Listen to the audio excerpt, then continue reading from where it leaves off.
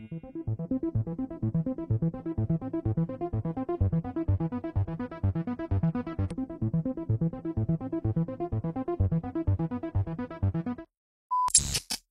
একটা বিষয় খুব ভালো করে লক্ষ্য করছি, বিশেষ করে যখনই আমরা সোশ্যাল মিডিয়ায় যাচ্ছি দেখছি যে কিছু কিছু ভিডিওস, যে ভিডিওস গুলো সো কল্ড ইনফ্লুয়েন্সার বলতে গেলে তাদের যে ক্যারিয়ারটা, তাদের লাইফস্টাইল, আই মিন এটাতে কোনো কোনো সন্দেহ নেই, বলতে গেলে যে সন্দেহ নেই যে তাদের যে টাকা, তাদের যে ফেম, তাদের যে glamour, it's I mean mind blowing, মানে পাগল করার মতন। আর এটা দেখে বিশেষ করে আমাদের কিছু বন্ধু আছে, যার কিছু প্যারেন্টস আছে, আর কিছু ইয়াং মাইন্ড সো কল্ড, মানে কিছু যারা ইয়াং স্টুডেন্টস বলতে গেলে ফিউচারে যারা এগিয়ে যাচ্ছে, তাদের মধ্যে একটা বিশাল একটা ডিমান্ড তৈরি হচ্ছে যে আমরা সেরকম একটা ইনফ্লুয়েন্সার হব।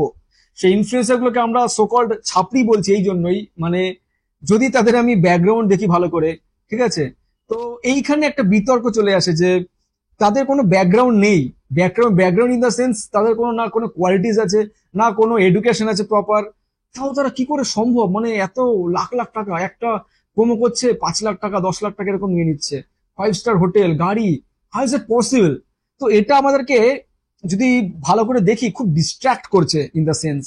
আর ডিস্ট্রাক্টের জন্য কি হচ্ছে না, আমাদের মধ্যে একটা একটা প্রবণতা তৈরি হচ্ছে যে পড়াশোনা করতে হলে কি লাভ, মানে সকল একটা ডায়লগই বলছে ভিডিওতে যে মুদ দিয়া তেরে ডিগ্রি পে, মানে ডিগ্রি থেকে কি লাভ, তাহলে মানে এডুকেশনের কোনো ভ্যালু নেই। তো আমি এর জন্যই আমার এটা অনেকদিন ধরে ইচ্ছা ছিল যে একটা ভিডিও, এমন একটা ভিডিও বানাবো যেখানে আমি এই সকল প্রশ্নগুলোকে একটা আনসার দিতে পারি। আর সেই জন্যই আমি ফার্স্টে কি করি না, একটা আমার যে টেলিগ্রাম চ্যানেল আছে, ফার্স্টে আমার খুব জানার ইচ্ছা এখানকার এই আমার যে টেলিগ্রাম চ্যানেল তারা কি ভাবে।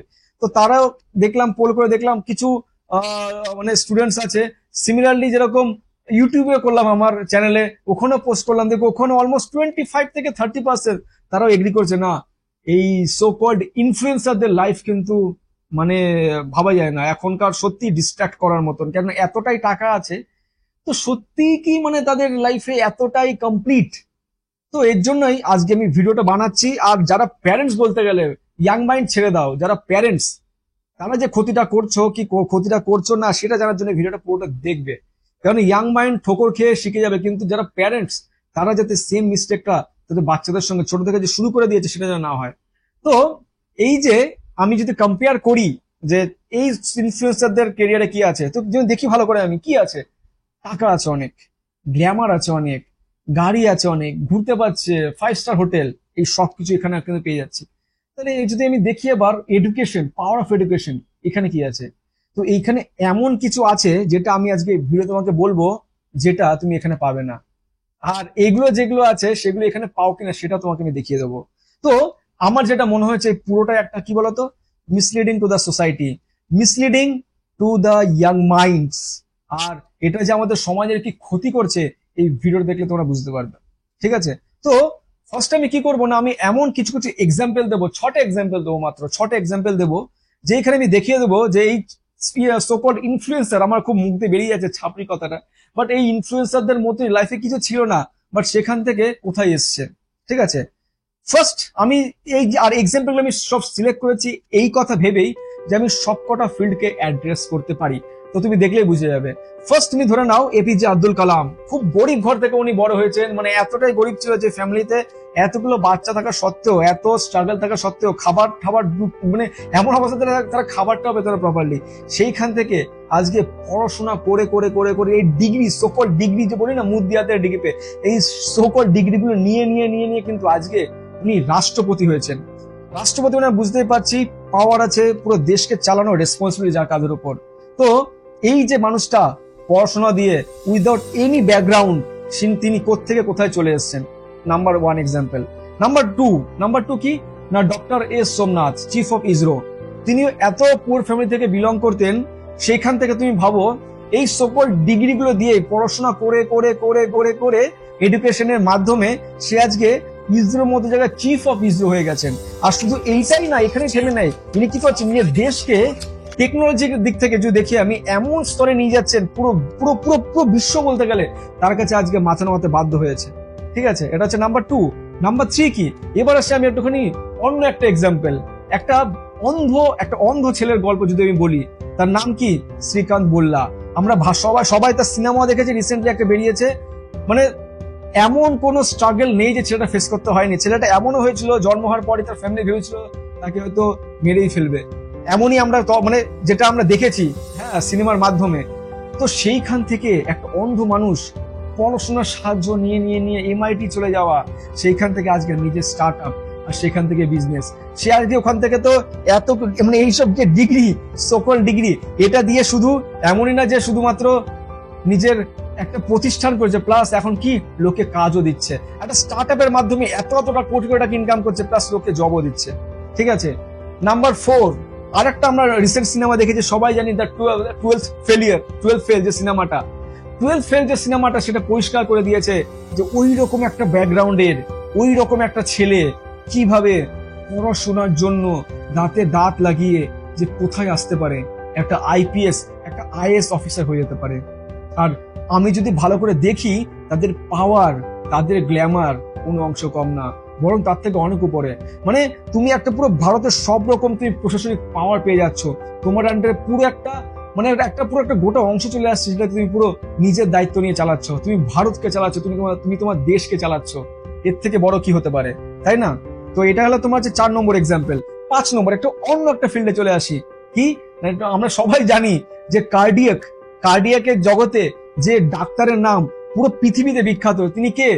হ্যাঁ, ডক্টর দেবী শেট্টি। উনি এমনই একটা গরিব ঘর থেকে জন্মগ্রহণ করে এই সকল ডিগ্রির ওপর দম দেখিয়েই আজকে এমন একটা রিভলিউশন নিয়ে এসছে কার্ডিয়াক জগতে, শুধু দেশে নয় বিদেশেও। আর দেশে তো আমরা ভালো করে জানি যে নারায়ণ হসপিটাল আছে, তারা উনি বলতে গেলে কোন লেভেলে নিয়ে গেছেন আজকে। তো এই সব কিছু কিন্তু করেছে উনি জিরো টু হিরো, তার কাছে কোনো কিছু ছিল না। আর আজকে আজকে শুধু উনি লোকের জীবনই বাঁচাচ্ছে না, প্লাস বিজনেস করছে করোড়স এন্ড করোড়, মানে বুঝতেই পারছো। ঠিক আছে, এমন একটা বিজনেস করছে। ঠিক আছে, আর last but not the least, সেটা এই সিনেমাটা আমরা খুব বিখ্যাত হয়ে গেছে এখন। সেটা কি না, আমি আজকে এমন একজনের কথা বলবো, সুপার 30 নাম তোমরা সবাই শুনেছো, বাট সুপার 30 যে সৃষ্টিকর্তা সে হচ্ছে আনন্দ কুমার। উনি এতটাই গরিব ছিলেন, ওনার ট্যালেন্ট এতটাই ছিল, উনি কিন্তু মানে কেমব্রিজের মতন ইউনিভার্সিটিতে ডাক পাওয়া সত্ত্বেও কিন্তু উনি যেতে পারেনি because of financial condition. But উনি তবুও থেমে থাকেনি, ওখান থেকে ওনার যে মাথার মধ্যে আইডিয়া, সেখান থেকে উনি সুপার 30 মতন এমন ছেলেকে তৈরি করেছে যারা নিজেরা এখন কোটি কোটি টাকা ইনকাম করছে। আর আজকে মানে এমন একটা বিজনেস মডেল তৈরি করে দিয়েছে, তাকে দেখে পুরো ভারতে কিন্তু এরকম বিজনেস মডেল শুরু হয়ে গেছে। আর শুধু এই না, আজকে তার উপর একটা সিনেমাও হচ্ছে ঋত্বিক রোশনের। তো এই যে 6টা এক্সাম্পল দিলাম, 6টা ডিফারেন্ট ফিল্ডে, ঠিক আছে, এখান থেকে কি প্রমাণিত হয় এখান থেকে? তার মানে আমি যদি ভালো করে দেখি, এবার শুরুতে যে আমি কম্পারিজনটা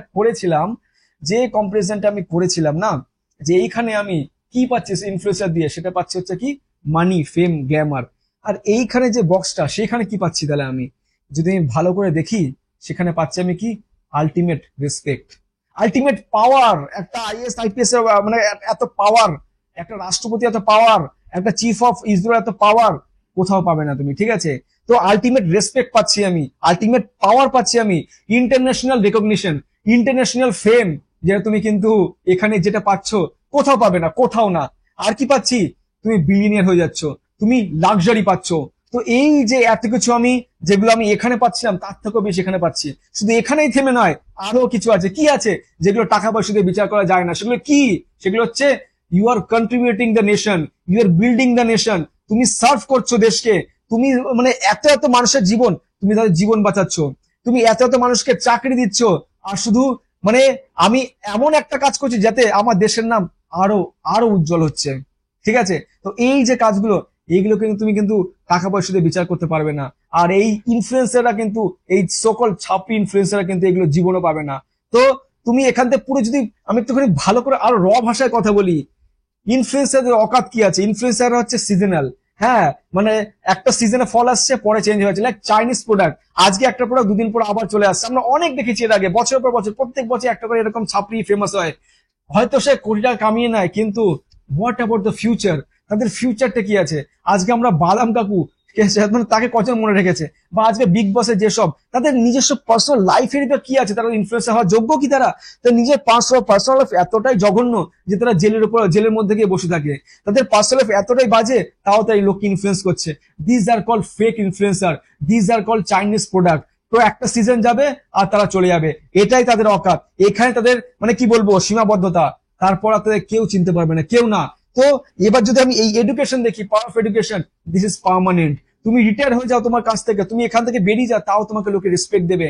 কোনো অনুষ্ঠান হবে বা কোনো কিছু হবে, কোনো অকেশন তোমাকে, তাও লোকে ডেকে বলবে না সত্যি ভাই ইউ আর অসাম, মানে লোকে তোমার কাছে, তাও তোমার কাছে মাথা নোয়াতে বাধ্য হবে। This is the power of education, this is the power of education. বারবার বলছি, মানে তুমি যদি একটা ইনসিডেন্ট দেখে না, কোভিড এর সময় এই মানুষগুলো কিন্তু পুরো দেশকে জ্বালিয়েছে, যেখানে পুরো সবাই বসে গেছিল, কিন্তু প্রত্যেকটা মানে সরকারের বলো বা এই টাইপের যত মানুষ আছে এর সঙ্গে যুক্ত সবাই কিন্তু পুরো দেশকে চালিয়েছে। ইভেন আমাকেও তুমি দেখো, আমার শরীরে নিজেই আমি 20 বারের থেকে বেশি কোভিড টেস্ট করেছি, মুখের মধ্যে ঢুকিয়েছি, নাকের মধ্যে ঢুকিয়েছি, 20 বার টেস্ট করিয়েছি। এতে আমার অনেক স্যাটিসফ্যাকশন আছে।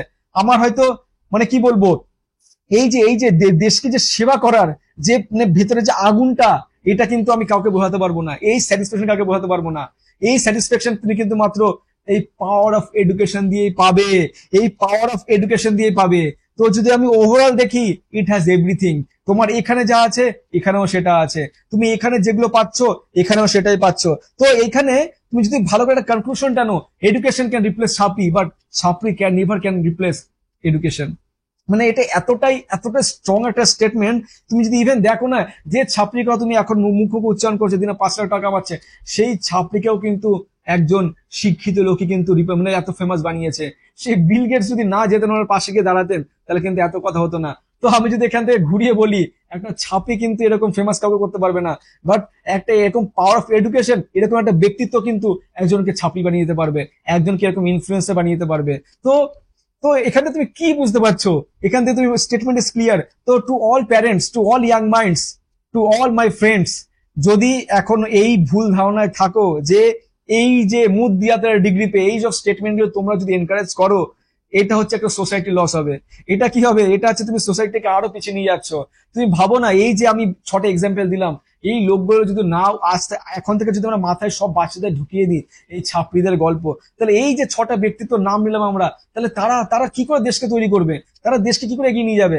আজকে এর পাওয়ার অফ এডুকেশনের জন্য আজকে আমাদের কাছে ফরেন মিনিস্টার যে নাম নিয়ে আমরা, জয়শঙ্কর, তার মতো ব্যক্তিত্ব কিন্তু আমরা পেয়েছি। তার জন্য কিন্তু আমরা এখন অনেক অনেক অনেক কিছুতে আমরা পুরো পৃথিবীকে উত্তর দিতে পারি, এই যে ব্যক্তিত্ব পাওয়ার অফ এডুকেশন থেকে এসছে। তো তো যদি আমি এক কথায় বলি না, সেটা হচ্ছে কি, ম্যাটার ইজ ভেরি ক্লিয়ার। এখন তোমার চয়েস, তুমি কোনটাকে ভালোবাসো, তোমার টেস্ট কি, এটা এখন তোমার হাতের ওপরে। তুমি এইটাকে চাও না এটাকে চাও। আর যারা আমার এই ইউটিউবে বা টেলিগ্রামে যারা আমাকে ভোট দিয়েছিলে ছাত্রীদের জন্য, তারা আশা করি অনেকটা ক্লিয়ার হয়েছে, অনেকটা বুঝতে পেরেছে যে পাওয়ার অফ এডুকেশন কোথায় আর এদের লাইফ কোথায়। ঠিক আছে, জাস্ট মনে রাখবে একটা কথা, যেটা পার্মানেন্ট সেটাকে ফলো করো। ঠিক আছে, এমন মানে আমরা সমুদ্রের ধারে গিয়ে না, ওই বিচের মধ্যে আমাদের নাম কিন্তু অনেকে লিখে রাখি, কিন্তু জাস্ট একটা স্রোত আসবে মিশিয়ে দেবে। ঠিক আছে, তো don't believe in that, believe in permanent things, আর যেটা তোমাকে এই পাওয়ার অফ এডুকেশন দিতে পারে। আর এখানে তোমাকে টাকা থেকে শুরু করে সবকিছু দিতে পারে, ফেম, ইন্টারন্যাশনাল, এভরিথিং, সবকিছু দিতে পারে। তো এই ভুল ধারণায় থেকো না যে এইখান থেকে আমরা কি পেতে পারি। ঠিক আছে, তো statement is very clear, now choice is years.